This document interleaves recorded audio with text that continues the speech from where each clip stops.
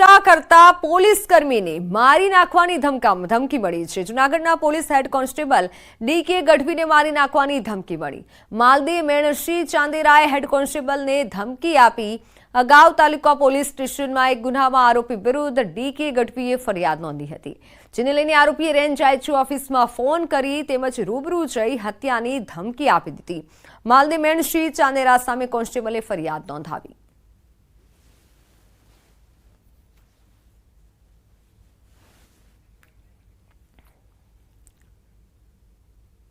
વાત રાજકોટના ગોંડલ માર્કેટિંગ યાર્ડમાં ભારતમાં પ્રતિબંધિત ચાઇનીઝ લસણ પહોંચતા વેપારીઓ દ્વારા વિરોધ નોંધવામાં આવ્યો છે। સમગ્ર મામલે ગોંડલ માર્કેટિંગ યાર્ડના સત્તાધીશો દ્વારા રાજ્યના કૃષિ મંત્રી અને સીએમને પત્ર લખી જાણ કરાઈ। ગોંડલ યાર્ડના સત્તાધીશો અને વેપારીઓએ સાથે મળી ચાઇનીઝ લસણની હરાજી ન કરી હોવાનું સામે આવ્યું છે। યાર્ડના સત્તાધીશો દ્વારા પ્રતિબંધિત ચાઇનીઝ લસણનો જથ્થો સીઝ કરવામાં આવ્યો છે।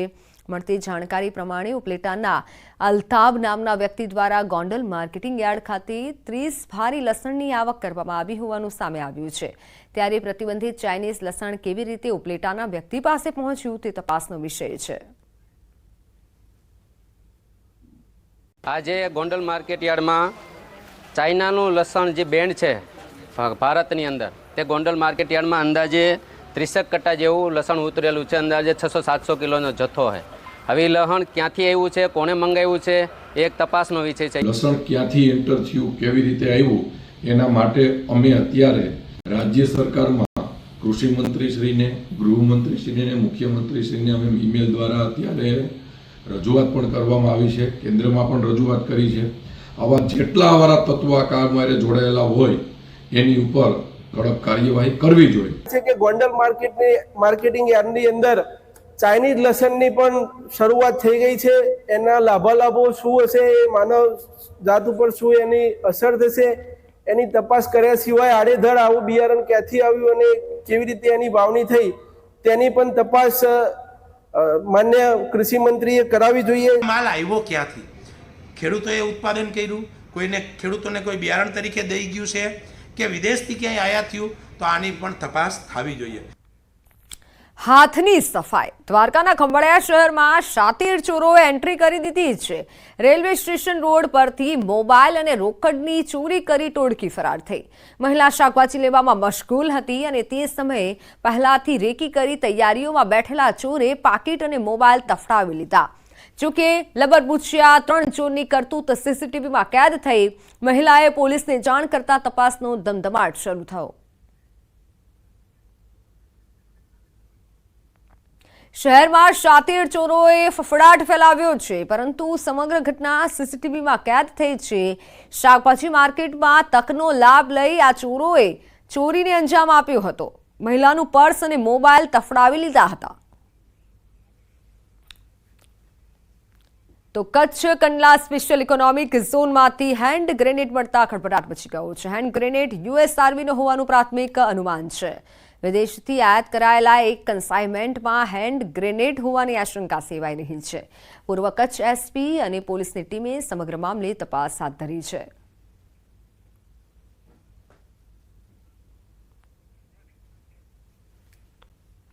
શું પોલીસ ગુંડાઓથી ડરે છે? અમે નહીં, પરંતુ જનતા પણ પૂછી રહી છે। કારણ કે પોલીસની હાજરીમાં ગુંડાગીરી થાય તો સવાલ તો થવાનો જ। આજે એવી જ ઘટનાઓ પર પ્રકાશ પાડીશું, જે ઘટનાઓ બાદ ગુજરાત પોલીસ પર સવાલો ઉઠી રહ્યા છે। ફરી એકવાર અસામાજિક તત્વોનો આતંક।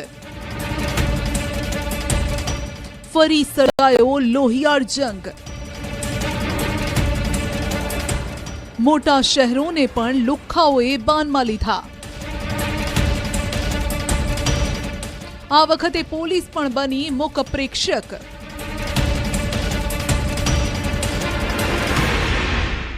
ગુંડાઓ તોડફોડ કરતા રહ્યા અને પોલીસ જોતી રહી। તો સુરતથી આવી શિક્ષણ જગતને શર્મસાર કરતી ઘટના। વિદ્યાર્થી પર તૂટી પડ્યા સિક્યુરિટી અને ફેકલ્ટી।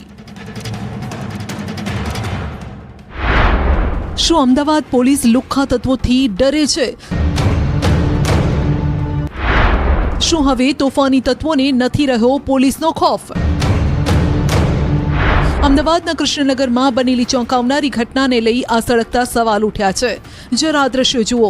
મર્સિડીઝ કાર પર કેટલાક અસામાજિક તત્વો ધોકા, તલવાર, લાકડીઓ લઈને તૂટી પડ્યા છે. વાહન દ્વારા ડીપર મારવા બાબતે વાહન ચાલક સાથે મારામારી અને તે પછી ઘટના વધુ ઉગ્ર બનતા મર્સિડીઝ કાર સહિતના વાહનને નુકસાન પહોંચાડવાની ઘટના સામે આવી. બનાવના સીસીટીવી સામે આવ્યા, જેમાં દેખાય છે કે કેટલાક લોકો મેદાનમાં પાર્ક કરેલી મર્સિડીઝ સહિત અન્ય કાર અને બાઇકને ધોકા મારી રહ્યા છે. અસામાજિક તત્વોએ મચાવેલા તોફાનના દ્રશ્યો બાદ વધુ એક ચોંકાવનારી ઘટના બની. જ્યારે વાહનમાં તોડફોડ કરવામાં આવી રહી હતી તે દરમિયાન ત્યાંથી એક પીસીઆર વાન પસાર થતી જોવા મળે છે. ખુલ્લા મેદાનમાં ટોળા દ્વારા વાહનોમાં તોડફોડ કરવામાં આવી રહી હતી. તેની નજીકથી પસાર થનારી પીસીઆર વાન અલગ દિશામાં રવાના થઈ. જે તોડફોડ થઈ રહી છે અને પીસીઆર વાન પસાર થાય છે તેની વચ્ચેનું 200 મીટર જેટલું જ અંતર છે. તો પછી સવાલ છે કે પોલીસનું ધ્યાન કેમ ન પડ્યું? આ અંગે અનેક સવાલો ઉઠી રહ્યા છે. કે સમગ્ર જે આ ગાડી તોડવાનો જે બનાવ બનતો હતો એ દરમિયાનમાં અમારા એક કૃષ્ણનગરની 3 ગાડી ત્યાંથી પસાર થઈ અને એ નીકળી જાય છે, જેને અમારા ઉચ્ચ અધિકારી સીપી સાહેબ સુધી એ બહુ ગંભીરતાથી લીધું છે અને તાત્કાલિક જે ગાડી અને એની અંદરના જે સ્ટાફ હતો એ તમામ વિરુદ્ધમાં જે છે ઇન્કવાયરી આપી દેવામાં આવી છે અને આમાં ખરેખર બેદરકારી સામે આવેથી એ લોકો સામે ગંભીર ખાતાકીય પગલાં ભરવામાં આવશે. વાહનમાં ડીપર મારવા બાબતે ઝઘડો થયા બાદ કેટલાક લોકોએ વાહનની તોડફોડ કરી. આ તોડફોડ કરવામાં આવી રહી હતી તે દરમિયાન ત્યાંથી પેટ્રોલિંગ કરી રહેલી પોલીસની ગાડી પણ ફરતી જોવા મળે છે. પોલીસની નજર સામે જે ઘટના બની રહી છે તેના પર પોલીસ કેમ આંખ આડા કાન કરી રહી છે? બીજી તરફ જે અસામાજિક તત્વો વાહનોમાં તોડફોડ કરી રહ્યા હતા તેમણે પણ પોલીસના ડર વગર ગુનાહિત પ્રવૃત્તિને યથાવત રાખી. રાજકોટમાં પણ અસામાજિક તત્વો બેફામ બન્યા છે. જુઓ આ દ્રશ્યો. માત્ર 5 સેકન્ડમાં આ શખ્સે મહિલાને 8 લાફા ઝીંકી દીધા. મહિલા હજુ કંઈ સમજે તે પહેલા આ શખ્સ રાક્ષસની જેમ તેના પર તૂટી પડ્યો. દાવો છે કે પીડિત મહિલા અને આરોપી ચિરાગ ચંદારાણા અમીન માર્ગ પર કપડાની દુકાનમાં ભાગીદાર છે. બંને વચ્ચે હિસાબ પેટીના રૂપિયા બાબતે બોલાચાલી થઈ. જોકે મામલો એટલો ઉગ્ર બની ગયો કે આરોપી શખ્સે મહિલા પર હુમલો કર્યો, જે ઘટના સીસીટીવીમાં કેદ થઈ. ફરીથી જુઓ આ શખ્સનું રાક્ષસી કૃત્ય. આ સમગ્ર મામલે માલવીયનગર પોલીસ સ્ટેશનમાં ફરિયાદ નોંધાઈ છે, જેના આધારે પોલીસે વધુ તપાસ હાથ ધરી. આ ઉપરાંત રાજકોટમાં જ મવડી ચોકડી પાસે કેટલાક શખ્સોએ જીમમાં મહિલા સાથે ગેરવર્તન કર્યું. જીમમાં મફતમાં એન્ટ્રી બાબતે 7 જેટલા શખ્સોએ મહિલા કર્મચારી સાથે બોલાચાલી કરી. દાવો છે કે આ દરમિયાન શખ્સોએ અપશબ્દો બોલી મહિલા સાથે અભદ્ર વ્યવહાર પણ કર્યો. આ મુદ્દે પણ જીમ સંચાલકે તાલુકા પોલીસ મથકે ફરિયાદ નોંધાવી છે. વડોદરામાં ગોકુલનગરના ચિંતામણી કિંગ મંડળના યુવાનોએ પોલીસની હાજરીમાં બબાલ કરી. અયોધ્યા રાજા ગણેશ યુવક મંડળના યુવાનો મંડપમાં ડેકોરેશન કરી રહ્યા હતા તે દરમિયાન બબાલ કરી. પૂર્વ કોર્પોરેટરના પૌત્ર મિહિર સોનેરા અને તેજસ સોનેરાએ ડીજેમાં ઉશ્કેરણીજનક ભાષણ આપીને બબાલ કરી. ગણેશ મંડળના લોકો સામે ટી શર્ટ કાઢી અર્ધનગ્ન થઈ ડાન્સ કરી મહિલાઓ સામે અભદ્ર ઇશારા પણ કર્યા હોવાનો આરોપ લાગ્યો છે. ત્યારે ગોત્રી પોલીસે બબાલ કરનાર 8 શખ્સ સામે ફરિયાદ નોંધીને તપાસ હાથ ધરી. મહત્વનું છે કે ગોત્રી વિસ્તારમાં ગત વર્ષે પણ મારામારી થઈ હતી. ત્યારે શું અસામાજિક તત્વોને પોલીસનો ડર નથી, કાયદો કડક નથી કે કાયદાનું પાલન નથી થતું? આવા સવાલો ઉઠી રહ્યા છે. આ તરફ સુરતમાં શિક્ષણ જગતને શર્મસાર કરતી ઘટના બની. ફેકલ્ટી દ્વારા વિદ્યાર્થીને ઢોર માર મરાયો. સુરતની પ્રતિષ્ઠિત Sardar Vallabhbhai national institute of ટેકનોલોજીમાં ઘટના બની, જેમાં સિક્યુરિટી ગાર્ડ અને ફેકલ્ટીએ વિદ્યાર્થીને માર માર્યો. માર માર્યાનો વિડીયો વાયરલ થતા તપાસ કમિટીની રચના કરવામાં આવી. અરવલ્લીમાં બાઇક સવાર યુવકે સ્ટન્ટ કરીને રોડને બાનમાં લીધો. હાઈવે પર યુવકે બાઇક પર જોખમી સ્ટન્ટ કર્યા છે. આ વિડીયો વાયરલ થઈ રહ્યો છે. જૂના ભવનાથ મંદિર રોડનો વિડીયો હોવાથી મંદિરે દર્શન કરવા આવતા ભક્તોમાં પણ ડરનો માહોલ છવાયો. મારામારી, લાફાવાળી, દેવાવાળી, ખુરશીના ઘા, ઢીકા પાટુનો માર. ઝઘડાના દ્રશ્યો છે કલોલ નગરપાલિકાના. શહેરમાં બાકી કામો ન થતા લોકો એવા વિફર્યા કે ભાજપના કોર્પોરેટરની ધોલાઈ કરી નાખી.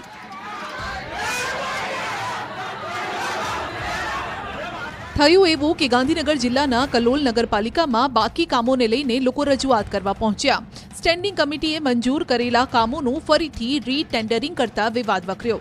ત્યારે નગરપાલિકાના સભ્યો અને લોકો વચ્ચે વાતચીત ચાલી રહી હતી.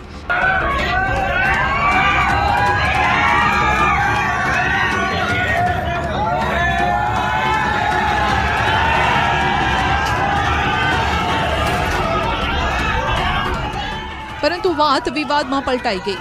પહેલા તો તું મેં થઈ.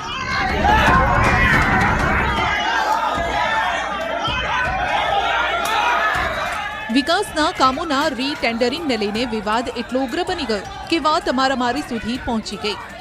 લોકો એટલા લાલઘુમ થઈ ગયા કે સામે બેઠેલા કોર્પોરેટરની રીસની ધુલાઈ કરી નાખી. લોકોનો ગુસ્સો ફૂટ્યો અને જાણે નેતાઓને મારવાનો મોકો મળી ગયો હોય તેમ તમામ લોકો સભ્યો પર તૂટી પડ્યા.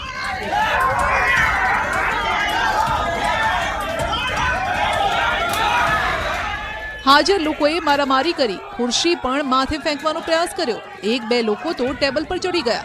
સભ્યોને લાફાથી માર મારી ગાલ લાલ કરી દીધો. થોડી વાર માટે નગરપાલિકા જંગનો અખાડો બની ગઈ હતી. લોકોએ ભેગા થઈ પાલિકા પ્રમુખ શૈલેષ પટેલનો હુરિયો પણ બોલાવ્યો. આ તરફ ભાવનગરના જૂના સિંધુનગરમાં લોહિયાળ જંગ ખેલાયો. અસામાજિક તત્વોએ વેપારી પર ચપ્પુના ઘા માર્યા.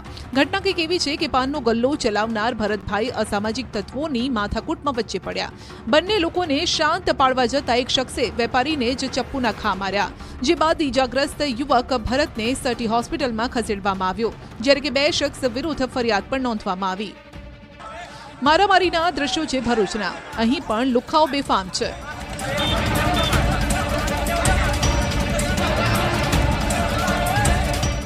ભરૂચના આમોદ પોલીસ સ્ટેશનમાં 2 થી 3 યુવાનોને મારવામાં આવ્યો. આ લુખ્ખાઓએ મારામારી કરી અને બાદમાં ફરાર થઈ ગયા. પોલીસ મથક નજીક ઉભેલા લોકોએ યુવાનોને ઘેરી લીધા. બાદમાં ત્રણેય ટપોરીને મારીને અધભૂમા કરી નાખ્યા. કોઈ ઢીકા પાટુનો માર મારે છે તો કોઈ લાફાવાળી કરે છે. લુખ્ખાઓને ઢીબીને લાલ ઘૂમ કરી નાખ્યા. કપડાં પણ ફાડી નાખ્યા. રોડ પર મારામારીના દ્રશ્યો સર્જાતા દહેશત ફેલાઈ. પોલીસ પણ માત્ર તમાશો જોતી રહી.